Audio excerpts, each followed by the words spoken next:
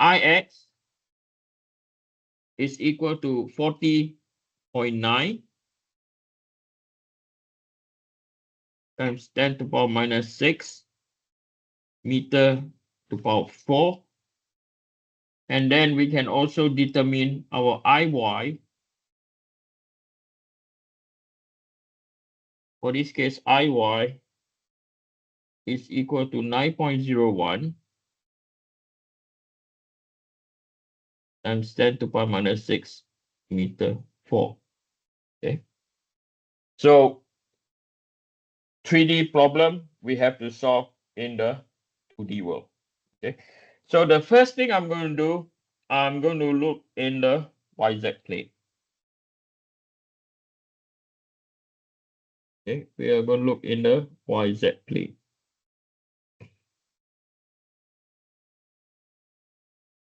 And if there's a YZ plane, this is rotation in the X.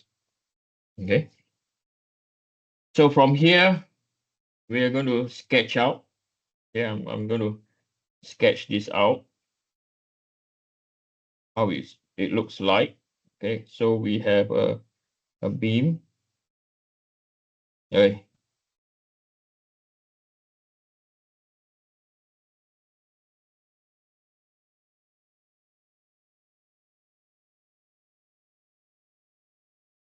We have a beam. And then because we view it from there, we are going to see this line.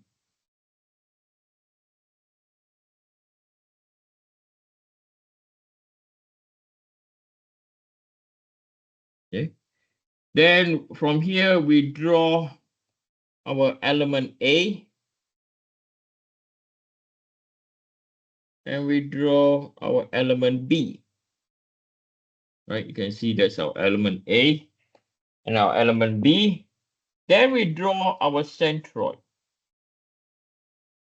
Centroid, very important, relative to the elements of interest, right? Then from here, we start putting in our forces.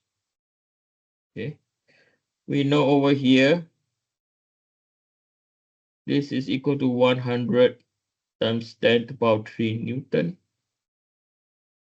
And then we are aware that a certain load over here, this is equal to 25 times 10 to the power 3 Newton, right? It's getting messy up here.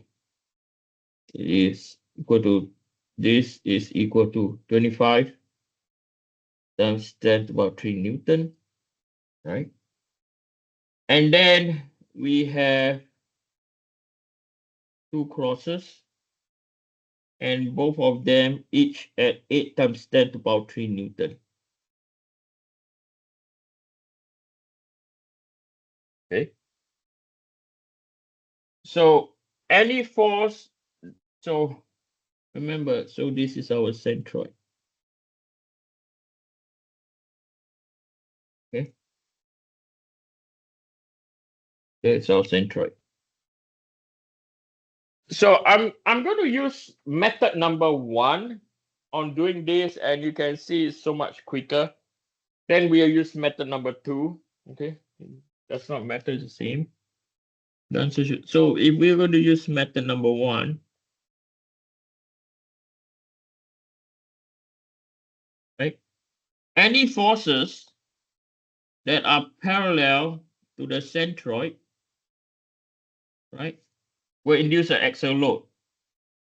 So from here, we know that we have a PZ is equal to minus 100 times 10 to the power 3 Newton. Why? Because it's going down, and when we use the formula, stress Z is equal to PZ over A, right? Both element A and element B will be under compression. Okay, by the 100 times 10 to the power 3. Okay. Next, we are going to look at the moment about Y, okay, moment about Z. sorry, about x. And I'm going to call positive in the clockwise direction. When I call positive in a clockwise direction, means this direction, right, is my moment about x is going to be positive. If it's later on going to change, if later on if we go minus, means the direction is wrong. Okay. So now this will be equal to the 100 times 10 to the power 3 is parallel to the what? To the centroid. So this is the distance that we have to get. Okay. So it's going to be positive 100 times 10 to the power 3. Now, do we know that distance? Yes, we know that distance. So that distance is equal to d, right? Divided by 2, right? So if we look at it again, yep, it's d divided by 2. D is equal to 205, okay? So multiply by 0.205 divided by 2, because it's to the centroid. And then we have the 25. Okay? So the 25 is this distance over here. And this distance, so the 25 is acting perpendicular to the centroid. So the perpendicular distance is given to us to be what? 0.5. Okay, given to us 0.5. So from here, again, going clockwise, they're both positive, plus by 25 times 10 to the power 3.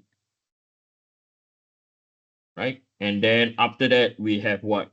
We have 0.5. So when that's the case, we have 100. That's why 100 power 3 times 0.205 divided by 2 is equal to 20250. Let me do it again. 100 times 10 power 3 times by 0.205 divided by 2. 10205 plus by 25 power 3 times 0.5 is equal to 12.5 or 12500. Okay, so 100 power 2 times 0.205 divided by 2. 25 power 3 times 0.5. So 1250 plus 10250 is equal to 22750. And this is in Newton meter. Okay. 22. Let me check. Is this? Yep, 22750. So what we have over here, so we know that this is compression because the direction, this is plus, means the direction is correct. This is in tensile. So from here, we can immediately write down, based on the formula, stress Z, which is equal to mx over ixx multiplied by y, right? And from here, we can see that element A is going to be in tensile, and element B is going to be 0, right? Because element B is at the centroid. Okay, so this is dealing with method number 1. Okay, now we can also use method number 2. Okay, so method number 2,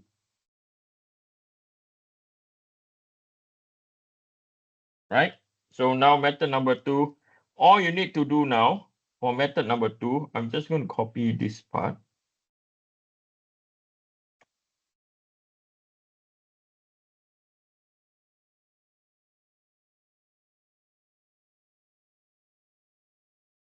Okay. We know that over here, we are going to have what I'm going to call this PZ. Okay. Right. And then we are going to assume positive shear. So positive shear, this is my MZ. Yes or no? Right. This is my NZ. Okay. Why that's the case? Because if I were to rotate, maybe some of you cannot visualize why is it that direction. If I take this I hope I can rotate this. Can I rotate this? And I'm going to rotate this by 90 degrees towards the right. See? Positive shear assumption. Can you see that? Okay, or in the exam time, just rotate your head. Okay. Okay, just rotate. So this is also positive shear assumption. Yes or no? Sorry, positive bending moment assumption. Okay. So from here, let me put this on the side so that you are comfortable, that you can confirm. So from here, we are going to now use static analysis.